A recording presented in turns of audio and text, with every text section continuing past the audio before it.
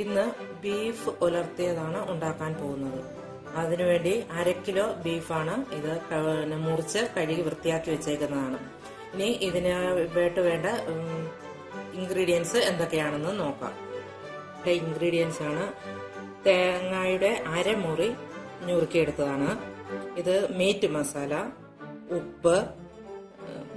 ഇനി അത് എങ്ങനെയാണ് നമുക്ക് നോക്കാം. വൃത്തിയാക്കി വെച്ചേക്കുന്ന ബീഫിലോട്ട് 2 സ്പൂൺ മീറ്റ് മസാല,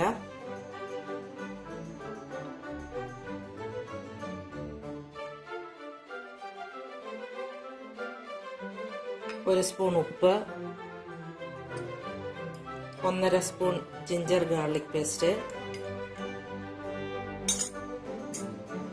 നുറുക്കി വെച്ച കോക്കനട്ട്, ഇതും കൂടി ഇട്ട് മിക്സ് ചെയ്ത്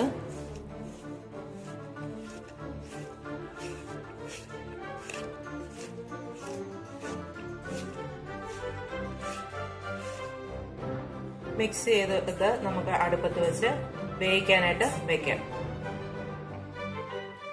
ബീഫ് തേങ്ങയും മീറ്റ് മസാലയും ജിഞ്ചർ ഗാർലിക് പേസ്റ്റും ഉപ്പും കൂടി ചേർത്ത് വേവിച്ച് പറ്റിച്ചെടുത്തതാണിത്.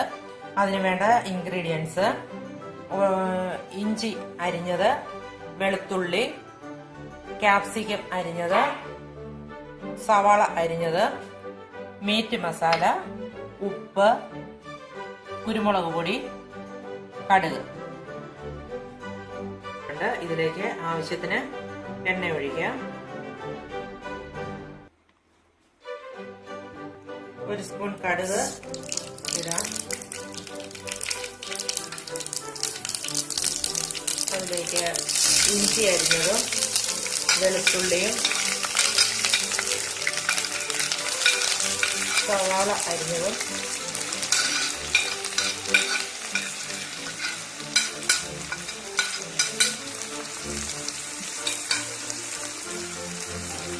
ചേർത്ത് നല്ലതുപോലെ വഴറ്റാം.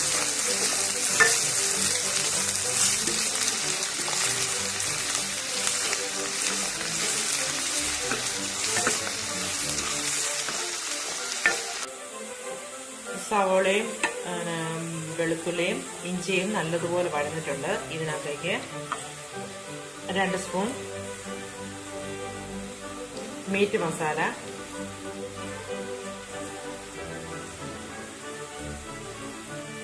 1/2 ടീസ്പൂൺ കുരുമുളക് പൊടി,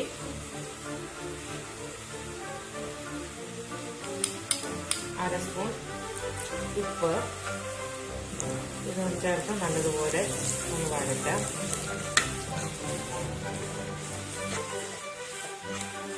മസാല നല്ലതുപോലെ വഴന്നതിന് ശേഷം വഴന്ന മസാലയിലേക്ക് നമ്മൾ വേവിച്ച് വെച്ചിരിക്കുന്ന ബീഫ് ഇടാം. ഇത് നല്ലതുപോലെ വഴറ്റിയെടുക്കാം.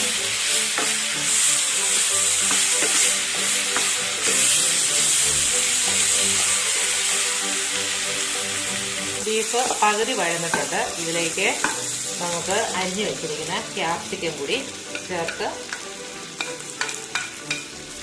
നല്ലതുപോലെ വഴറ്റിയെടുക്കാം.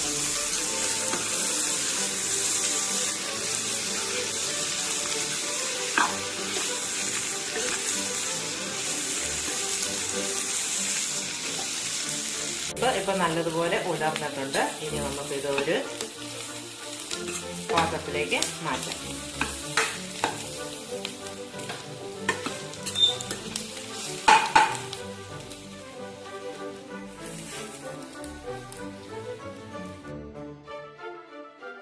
കുട്ടനാടൻ രീതിയിൽ തയ്യാറാക്കിയ സ്വാദിഷ്ടമായ ബീഫ് ഉലർത്തിയത് ഇപ്പോൾ റെഡിയായി.